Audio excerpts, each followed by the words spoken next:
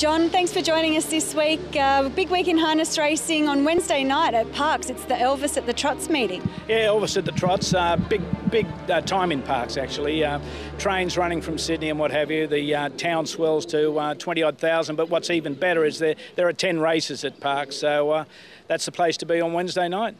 Okay, and then the meetings move towards Leeton for the heats of the Breeders' Plate.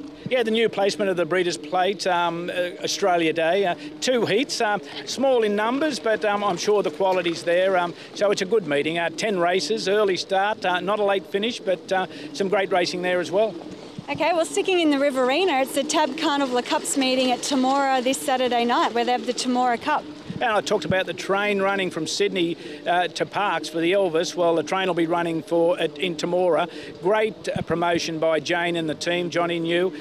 They've got 9 really strong races there. So the Carnival Cups, Tab Carnival Cups, another place for harness racing fans to really enjoy harness racing at its best. And I believe there's a good ice cream van to go to at Temora. Yes, and don't forget, you've got to be there.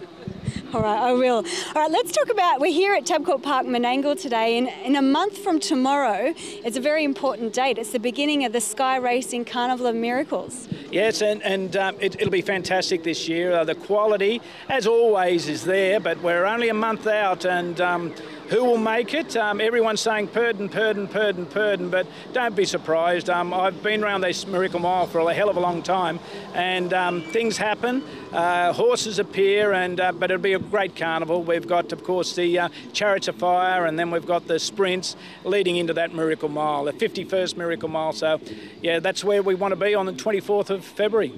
One of those sprints is sponsored by Allied Express, and Colin McDowell that runs that company, he had a winner here at Menangle today, and Colin is in his 70s. Yeah, not the purpose of my special trip out here today, of course, but yeah, one of the veterans of our sport, Colin, but in his 70s. I can't go too much further than that, but a great win by Colin. He's a real enthusiast. He really loves his racing, but he's not the only one, because, of course, Bruce McKinnon won at Tamworth on Sunday. So the veterans can do it as well as the younger people in this sport, and that's what's so great about harness racing. Yeah, it sure is. I think Bruce is 75.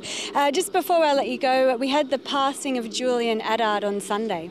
Yeah, a very sad passing. Anyone that knew Julian was touched by Julian. Just a kind guy that got around, never complained too much about anything much, but you know, it was sad. A great supporter of the Trotters, a really strong supporter of Team Fitzpatrick. And to Julian, his family, our condolences, all the industry's condolences. And of course, that funeral's on next Monday. We'll issue a media release to cover that off. But yeah, a great guy. I remember him from so many years ago with the Trotters.